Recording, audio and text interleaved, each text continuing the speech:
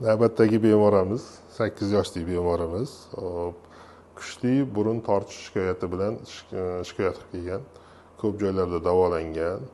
Samarasi uncha kuchli bo'lmagan, qaytalab qo'ygan. Bizning klinikamizga kelganda tekshiruvlardan o'tib, bolasida operatsiya qilish kerakligini tavsiya berganmiz. Onasi operatsiyaga rozilik bergan.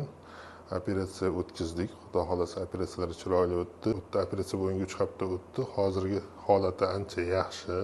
Burun oqishlari, burun tortishlari to'xtagan, shikoyatlari yo'qolgan. O'zgarishlar qanaqa bo'lyapti? O'zgarishlar bu hafta juda ham zo'r. Umuman burnini tortmayapti.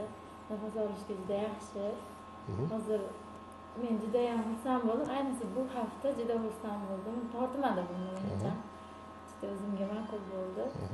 Men shu avvallari doktorlarni istab 1 yildan beri shu burnini tortardi.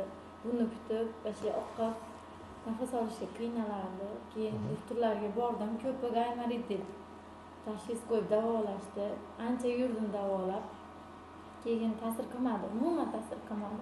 Taxminan 1 yilcha davolandingiz? Davolandim. Tortishiga hatto anaqa qilmadi. Samara bo'lmadi. Hech bir marta ham qolmadi. Keyin bizni o'zimni opam, shu qo'shnimiz opam sizlarni tavsiya qildi. Borib ko'ringlar. Yangi ochilibdi, yaxshi ekan deyishdi. Keyin keldim, tavakkal qilib keldim. Kelib ko'rsatib, siz o'zingiz ko'rganingizdan keyin davolanganingizdan keyin ham bunaqa operatsiyadan qo'rqdim. Ozgina cho'chish bo'ldi vosita. Chunki dadasi Rossiyada bo'lari bilmasdi, o'zim rozi bo'ldim. Men qo'rqdim, yo'q. Allohga shukr, hozircha ham yaxshi. Operatsiya siz qo'rqqanchalik narsa emas ekanmi? Boshida kirib ketganida o'ynab kirib ketdi o'zi. Bu yerda men haligi bilmay ham qoldim operatsiyaga kirib ketganimni. Men ikkinchi etajga chiqib ketdim, ana chiqib ketib qoldim. Keyin yo'q, olib chiqishib, yotqizib qo'yishibdi. Hamshiralar ham juda yaxshi. Bu yer o'zi juda ham menga yoqdi. Rahmat sizlarga, hammanglarga. Allohga shukr, bolam shifo topdi. Hammani kelishini tavsiya qilaman.